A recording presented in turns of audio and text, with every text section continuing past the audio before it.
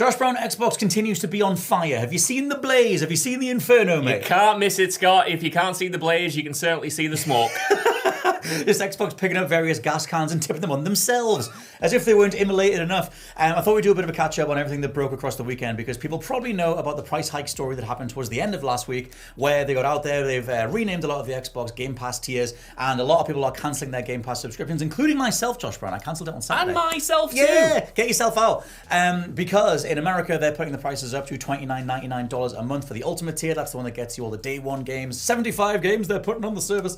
In the UK, it's going to be $22.99. As you know, that's the new price coming soon. However, going into the weekend, many other things started to happen. One of which being a report from Bloomberg talking about the reason behind the price change. Apparently comes from Microsoft CFO Amy Hood asking the Xbox division to increase revenue because they lost over $300 million in Call of Duty sales.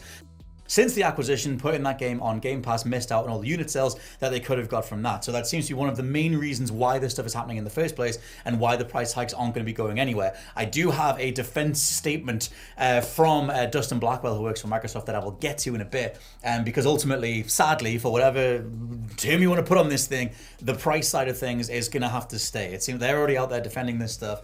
However, the big thing, and Microsoft have commented on this as well, is the idea of the next Xbox generation console-wise being cancelled.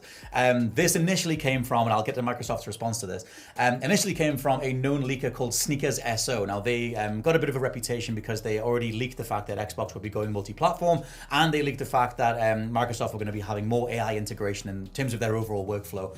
So they became a bit of a reputable individual. All this stuff broke across the weekend, like I said, and also it was being talked about on the Xbox Era podcast, to which Tom Warren from The Verge was on. And as this stuff was breaking, he then said that this Sneakers SO person is a reputable source, without endorsing them too much, but did say that the information this guy is getting at seems like it's reputable. Warren then replied to some people on social media saying, are Xbox making consoles, by literally just saying no. And so that blew up so much across the Sunday to result in Microsoft putting out an official statement. Microsoft said, "We are actively investing in our future first-party consoles and devices designed, engineered, and built by Xbox. For more details, the community can revisit our agreement announcement with AMD." There's a little bit more to this, but what do you That's a lot of stuff. What do you think's That's a lot of stuff. What do you think, Josh? It's really tough, right? And let's focus on the hardware thing first and foremost, because I think that's the biggest talking point.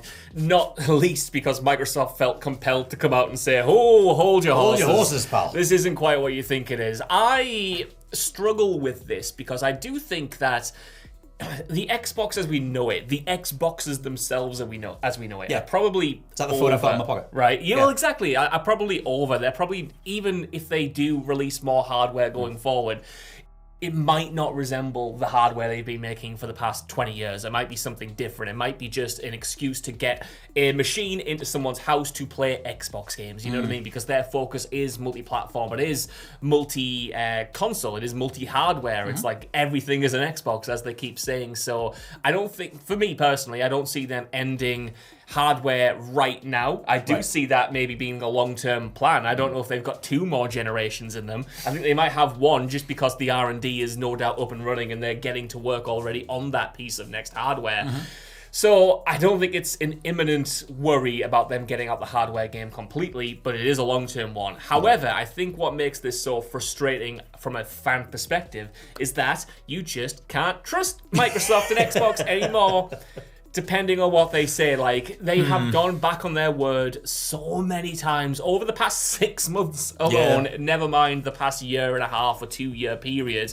Whether it's coming from a Microsoft executive, whether it's an Xbox executive, whether it's Phil Spencer himself, you can say one thing now, but I don't believe you have the follow-through, and they've mentioned that so many different times, whether it is going multi-platform, whether it is talking about exclusives, whether it's talking about raising the price of stuff like Game Pass. And of course, there's always a caveat, there's always an out as to why they didn't outright lie, but you're not telling the whole truth, is what I'm saying. You're promising so, one thing and not delivering. Yeah, of course. And the thing that's so crazy as well is I was listening to Jeff Gerstmann weigh in on this, who, complete veteran game journalist, GameSpot giant bomb, his own solo venture, saying that he was speaking to people within Xbox who are obviously right in the middle of all this stuff.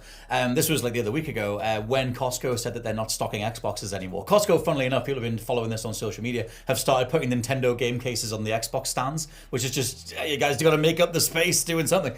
But Gerstmann was saying that when he was talking to his sources or friends or whatever who work inside Xbox, they didn't even know that was happening in regards to Costco pulling Xboxes, and they were very surprised by it. So it wouldn't surprise me if all the different wings of the company aren't necessarily talking to each other in terms of the press that Phil Spencer puts out versus the R&D department, the hardware stuff. We already know what the next Xbox is anyway. That leaked as part of the Activision acquisition. It's just a rounded off version of the Series X without a disk drive. So they're already committing to this xCloud feature thing anyway. Well, they don't even sell games anymore, Scott. Physical games. They, of course, sell games, but hey, no don't worry, physical I found games. another Xbox, mate. Hey, very nice. Look, there's another Xbox right there. Oh, hey, the gags keep coming. Just like Xbox. And but still, that whole idea of steering completely into xCloud being the future, that's what Sneakers SO was getting at, that the future of Xbox is this multi-platform, all streaming plan, and then not Xbox necessarily aren't bothered about the hardware. Like Josh said, that might be the case after the next generation, but that is the long-term thing. But for now, Microsoft are like, well, we're actively investing in these products, but I'm sure all the different developers were actively investing in the games they were making before you sacked them. Yes. So it's one of those conversations in itself. I will throw in regards to the price hikes, the Director of Gaming and Platform Relations over at Microsoft, Dustin Blackwell, defending the hikes themselves, price hikes themselves. Speaking to The Verge, he said, what's new for everyone across all three Xbox Game Pass plans is bigger game libraries, including PC games across each of the plans. There is also unlimited cloud gaming, which is new to Essential and Premium subscribers. We're also now giving access to more than 75 day one releases each year. That's a 50% increase over the day one titles we provided last year.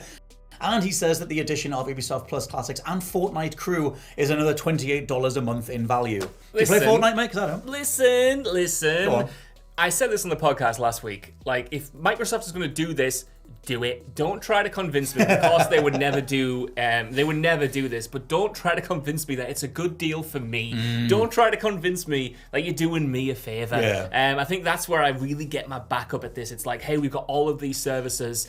Don't look at what the competition's doing. Don't look if those services are available elsewhere or if it's a better deal elsewhere. It's like, do you want 75 games or not? Exactly. It's like, come on, you're in our ecosystem and we can do whatever we want. That's what frustrates me as someone with the privileged position of owning all of the consoles now, and I'm not as invested in Xbox as my only platform. That's not the only place that I get my games, because I said again this on the podcast, if I was just an Xbox player, I'd probably be saying this isn't great, but it's still pretty good value. It's still overall, if that's the only system that I have, if those are the only games that I'm playing, it's going to ultimately still be better than buying everything, first, on day one is what I'm trying to get at here. But that's not the case, and I was giving them money month after month previously for Xbox Game Pass because I thought it was one of the best deals in gaming.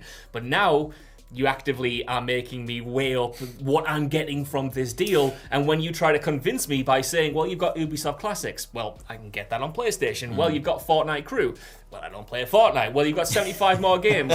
Well, if I wanted to, Hogwarts Legacy is about a tenner if I wanted to outright buy it, and it's on other subscription services. What have you got to offer me right now that is going to get me in? The fact that they're not launching this with a big first party release, maybe you could count Call of Duty, but that's still a month away. Outer Worlds, I guess they would say. Even that's not really. 2 months afterwards. Yeah. I thought they would maybe drop this and be like, right, okay, but at least you can play Call of Duty right now. You can play Black Ops 6 right now. We've got all of these great games. The fact that they're going, no, we've got Ubisoft Classics and we've got some Assassin's Creed games that you've probably already played, and this other massive game that you've already played. Do you want some Far Cry 3 again? They give us 50% more money. That's where I get my back up. It's very hard to manufacture the general sentiment from the public that where the public want to give you more money. Look at No Man's Sky and Hello Games, where they're at right now, and that's taken 9 years worth of revival and resuscitation of the No Man's Sky game. I'm a huge fan of it. Every time they put a new update out, you have all the fan response and the wider response saying, do you guys not want more money for this thing? Because you've done a hell of a lot. And we've not given you anything else other than the initial unit price, which in itself is so much lower than it was in 2016.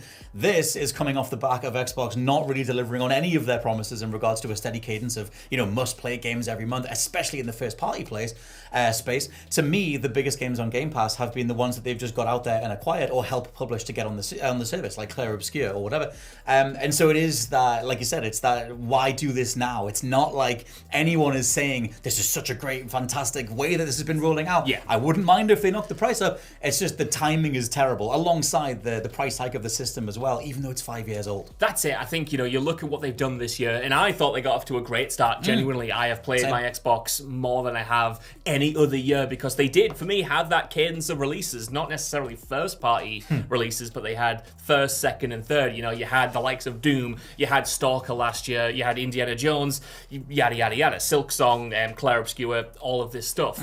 But now they've gotten to a period where this news is coming off the back of raising hardware prices generally, having more layoffs, shutting down games like Perfect Dark, delaying games like the next Fable, which is understandable, but it's not like, you've got a confident roadmap. All the stuff that they've talked about recently, maybe with the exception of Forza Horizon 6, which looks like pretty stunning and is obviously a huge marquee title, it's like, oh, this thing's being cancelled, this thing's being delayed, we've made these layoffs, we're increasing the hardware price, and then they come out and say, oh, we're going to do it again, but you're going to enjoy it, and you're going to love it, and it's a great deal after all. We are doing well, trust us. And it's like, I am sorry, Michael, I cannot trust you anymore, I think.